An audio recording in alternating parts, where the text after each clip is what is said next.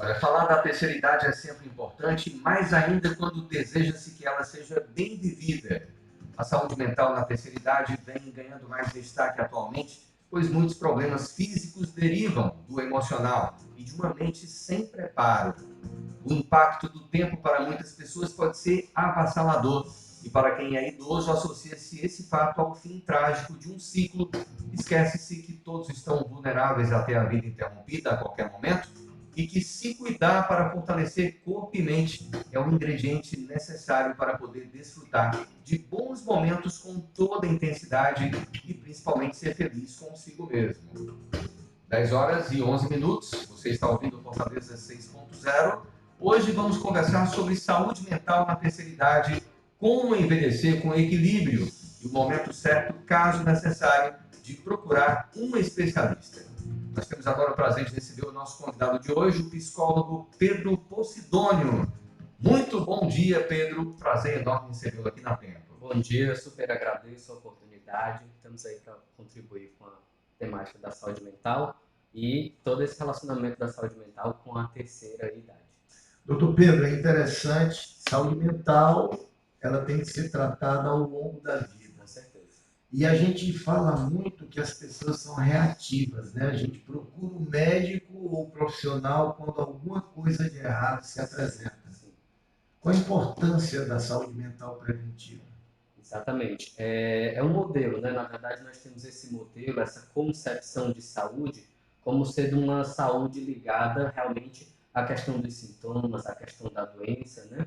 E muitas vezes a gente perde, né? Apesar de nós já termos várias campanhas, vários movimentos, nós tivemos agora, né? Hoje é 1º de fevereiro, nós tivemos toda a campanha Janeiro Branco falando da importância de cuidar da saúde mental. E tem uma série de outras campanhas também, mas ainda assim a gente percebe que na correria do dia a dia, as pessoas acabam deixando para cuidar da saúde apenas quando ela lhe falta, né? E a gente quer justamente trazer a promoção de uma ideia preventiva de saúde, a saúde como sendo algo que eu devo cuidar, que eu devo zelar, é como se eu colocasse ali mais investimento de afeto, de cuidado, de procurar viver uma vida com mais qualidade de vida para que essa saúde se torne cada vez mais uma saúde vibrante, uma saúde plena e que me dê condições de viver uma vida com qualidade durante todas as etapas, né? Não só na terceira idade, mas também na idade adulta, na infância.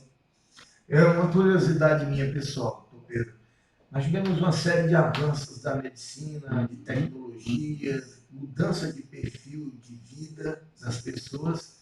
Isso interfere na forma de pensar, na forma de agir. Sim. Esses reflexos, eles vão se apresentar lá na frente, quando eu chegar à terceira idade? Como é que eu devo perceber esse tipo de coisa? Falando da minha experiência na clínica, né, com pessoas de todos esses grupos etários, de todas as idades, o que a gente percebe como principais questões, né, na terceira idade.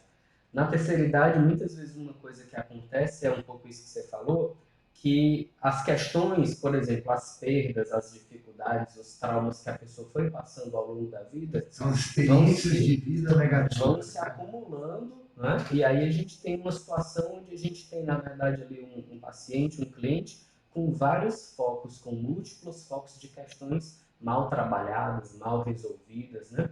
Somado a isso, a gente tem também uma grande questão de um preconceito ligado a essa busca de ajuda e de cuidado em saúde mental. Muitas pessoas ainda acreditam que só deve procurar um psicólogo ou um psiquiatra quem tem, por exemplo, um caso de uma psicopatologia grave, né, ou dizendo no popular que psicólogo é médico de doido, que psiquiatra é médico de doido, e a gente tem que quebrar esses preconceitos e entender que a busca da psicologia, a busca da psiquiatria, elas têm o objetivo principal de promover um cuidado dessa saúde mental para evitar adoecimentos mais graves e também para promover essa saúde, essa qualidade de vida.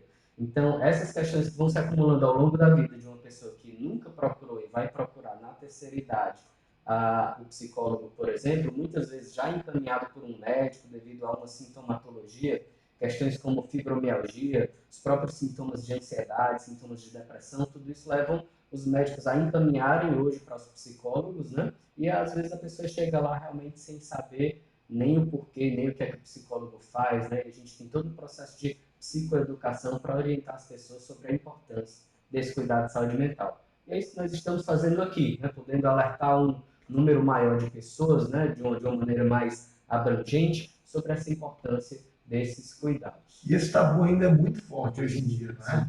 Então, se eu tenho alguma queixa pessoal, se algo está me incomodando, nada melhor do que preventivamente procurar o profissional. Fazer uma avaliação, não é isso? Mas também cuidar, né? A gente estava falando um pouco antes aqui sobre, por exemplo, os projetos de cuidado, como o próprio projeto dos bombeiros, né? Que o senhor esteve aí à frente, está de parabéns, porque realmente é um projeto muito importante que envolve uma série de atividades, como alongamentos, como a dança, a própria questão da socialização, que é estar em contato com outras pessoas. Tudo isso ajuda as pessoas a dar um novo rumo, a dar um novo sentido para a vida dessa, digamos assim, camada populacional, que é justamente um público que aconteceu o quê, né?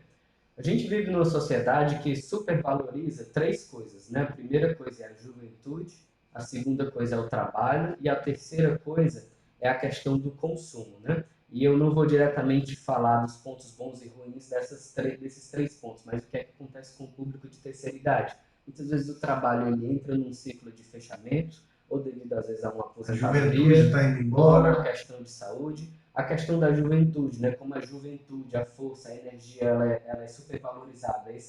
Essa população que entra nessa terceira idade muitas vezes se sente aquém, se sente desvalorizada, né? E muitas vezes procura métodos de cada vez mais, por exemplo, parecer às vezes até o que não é, né? Uma não aceitação de si, uma geração de um processo de negação, de incômodo, daquilo que deveria ser visto como uma beleza, né? Cada idade tem a sua beleza, assim como a gente tem a beleza, a inocência, a criatividade da infância, a gente tem a força da juventude, a gente também tem a sabedoria que pode ser vivida também com saúde e qualidade na terceira idade, né? Mas quando a gente tenta ser aquilo que a gente não é, a gente entra em desarmonia conosco mesmo. Né?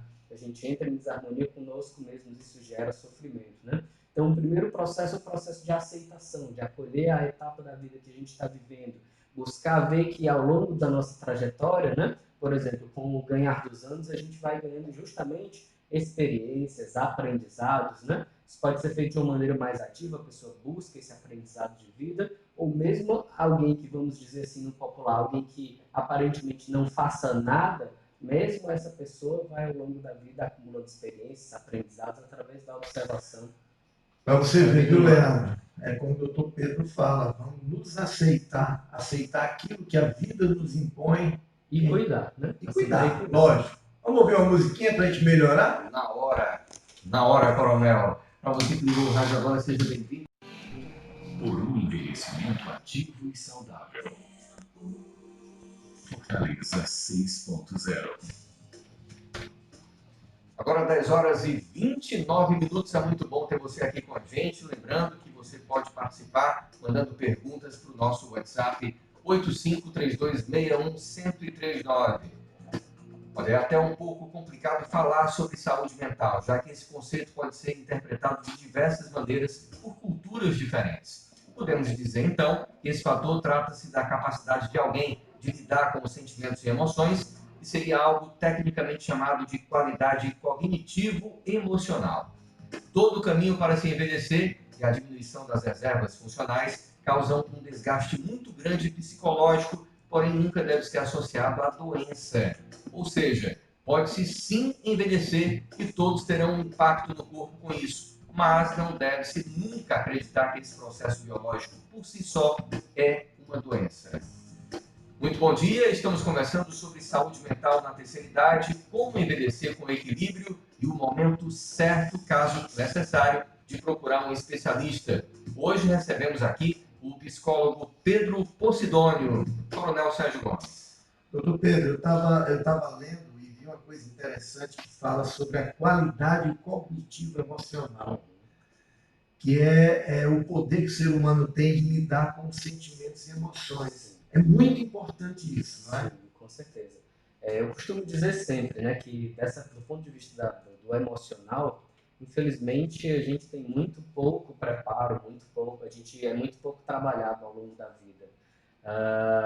Nossa formação clássica ela é muito focada na questão cognitiva, na questão intelectual, né, na questão científica, e mesmo assim muitas vezes ainda falta, né? A gente estava falando há pouco sobre a questão das fake news envolvendo o coronavírus, por exemplo, né? E aí o que é que acontece? Do ponto de vista emocional, então, que a gente não tem formação nenhuma, né, direcionamento nenhum, as pessoas realmente vão vivendo, né, e aprendendo, muitas vezes no aleatório, sem ter realmente espaço, sem ter ambientes onde possam ser trabalhados e desenvolvidos emocionalmente, né? E o cognitivo, que muitas vezes é associado ao trabalho, ao estudo, quando é chegado à terceira idade, a pessoa vai deixando de lado, o que pode ser altamente prejudicial, né? Então a gente recomenda, por exemplo, que a gente nunca perca o interesse de continuar, por exemplo, estudando, se desenvolvendo, fazendo cursos, né, para cuidar dessa parte cognitiva, continuar se interessando pela vida e buscando aprender coisas novas a cada dia. Pode ser, por exemplo, aprender um idioma,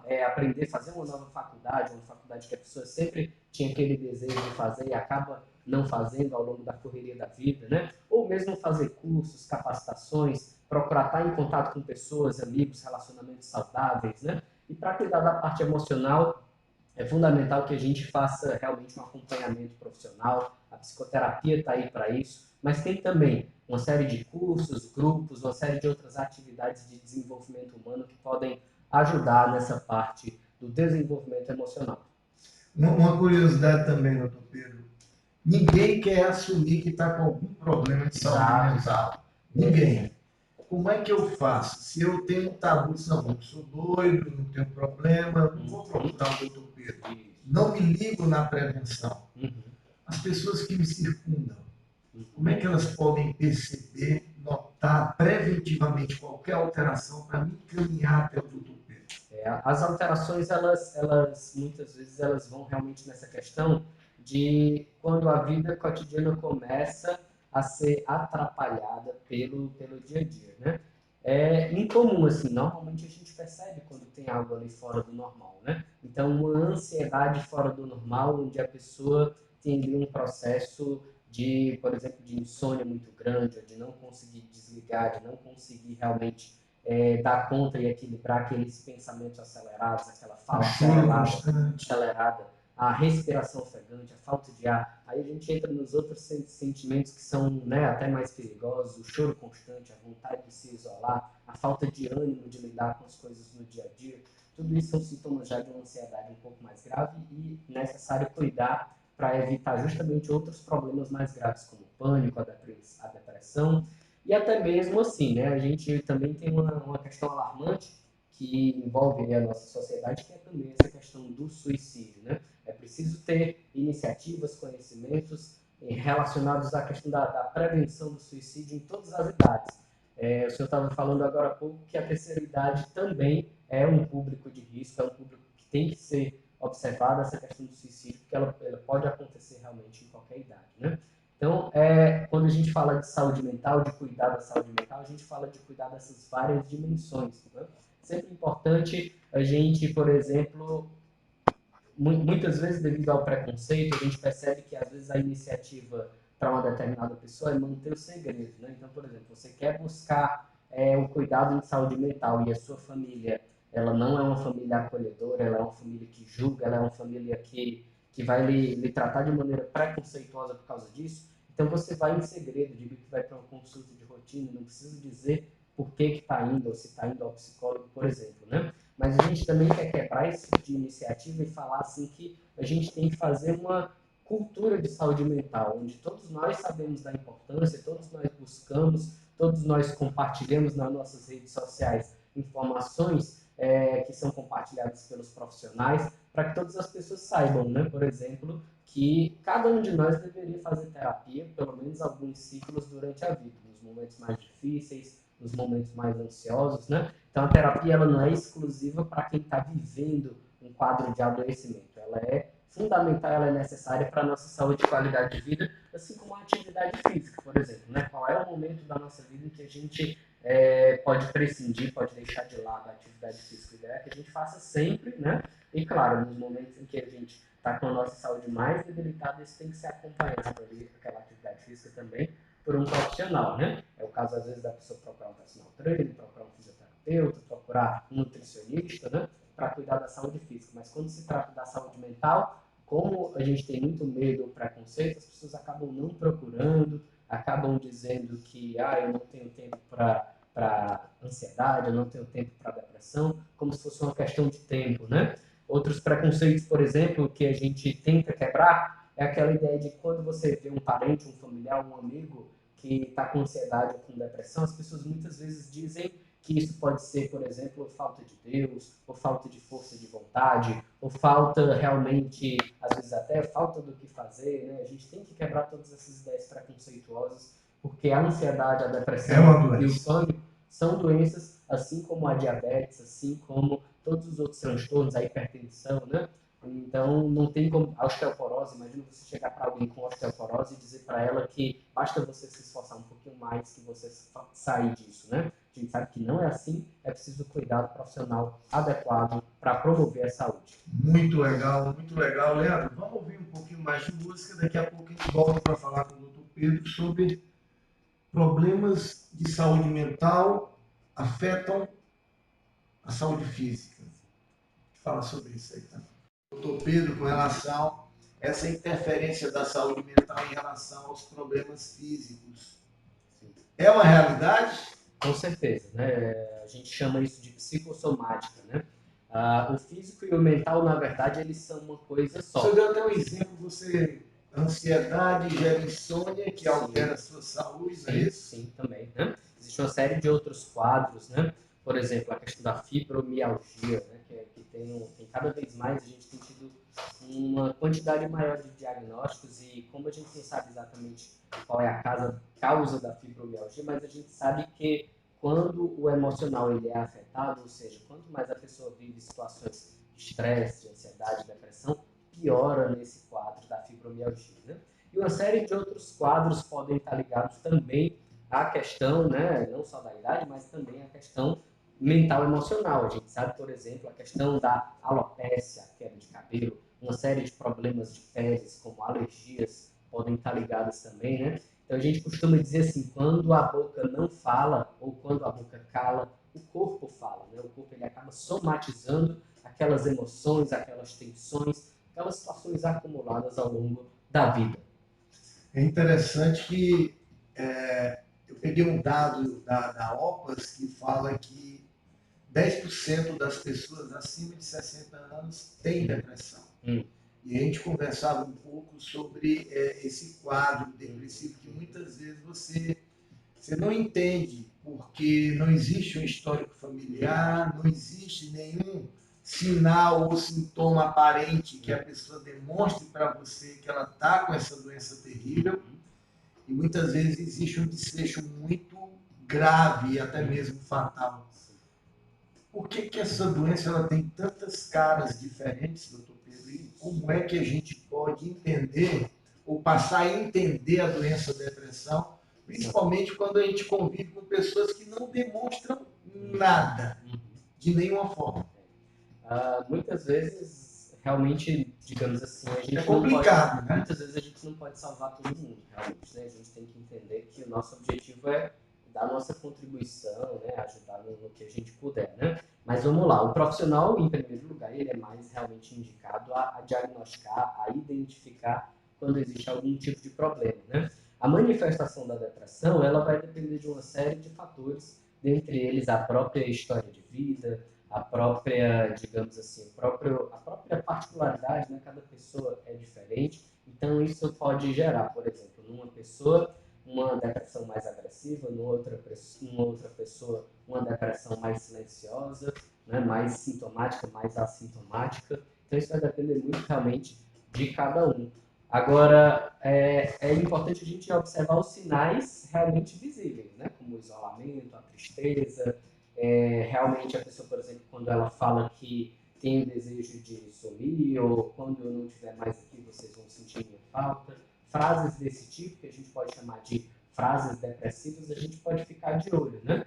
Não é para a gente ficar totalmente alarmado e também entrar num processo de ansiedade porque a outra pessoa tem um processo como esse. Mas de novo, se a gente tem uma cultura de cuidar da saúde mental, onde todo mundo busca ajuda, todo mundo se cuida e todo mundo cuida, isso acaba gerando, digamos assim, mais possibilidade que a pessoa identifique em si mesma. Esse é o grande ponto, né? Cada um de nós tem que identificar na gente mesmo potenciais dificuldades e buscar ajuda quando é o caso, né? Mas como a gente vive numa cultura de negação, a pessoa sabe que às vezes que precisa de ajuda, mas não busca, né? E acaba buscando realmente medidas mais extremas e o que acaba sendo bastante prejudicial. A gente fala na psicologia de uma coisa muito importante, que é a ideia do autoconhecimento, que é justamente você se auto-perceber, você buscar investigar a si mesmo, a si mesma, e buscar viver cada vez mais um nível de vida melhor, uma qualidade de vida melhor, né? Então, quanto mais a gente tem esse autoconhecimento, mais a gente sabe a importância desse buscar, sempre estar se desenvolvendo, aprendendo, se melhorando, mas também buscar ajuda, buscar cuidados, quando esse é o caso. Mas quanto mais a gente procura viver uma vida superficial, que é um dos grandes problemas, às vezes, da nossa sociedade atual, uma vida voltada para o consumo, para a superficialidade, para a imediaticidade, quanto mais a gente vive nesse formato, nessa velocidade, nessa correria, mais a gente vai deixando de lado o fundamental, mais a gente vai deixando de lado a própria vida e os seus valores, digamos assim, que possam preencher essa vida com sentido, que é justamente a amizade, a família, os relacionamentos, a qualidade de vida, a arte, a cultura, o lazer e a saúde como um todo. Muito bom mesmo. Do Fortaleza 6.0. Hoje nós conversamos sobre saúde mental na terceira idade, como envelhecer com equilíbrio e o momento certo de procurar um especialista caso necessário. Tivemos o prazer de receber o psicólogo Pedro Possidônio. Foi um prazer recebê-lo aqui no Fortaleza 6.0. Pedro, seja sempre bem-vindo aqui ao nosso programa. Eu que agradeço. Pedro, contato aí, se alguém quiser Isso.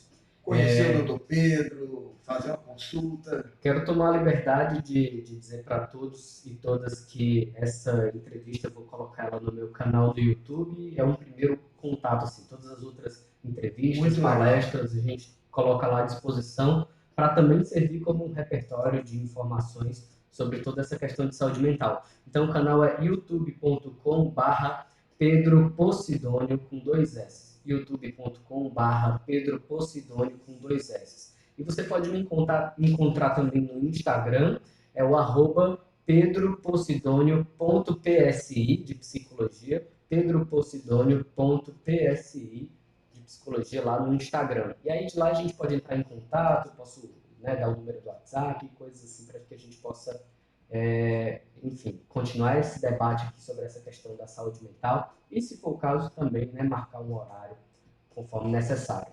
Da parte do Apivida, que nos trouxe até aqui, também é possível que a gente entre em contato, mas como é que a pessoa faz para ter consultas pelo plano? Ela vai diretamente a um clínico geral e o clínico geral ele dá um encaminhamento para o serviço de psicologia. Tá bom, Pedro, a gente agradece, Dr. Pedro esteve aqui com a gente, muito legal o bate-papo. Obrigado, Pedro.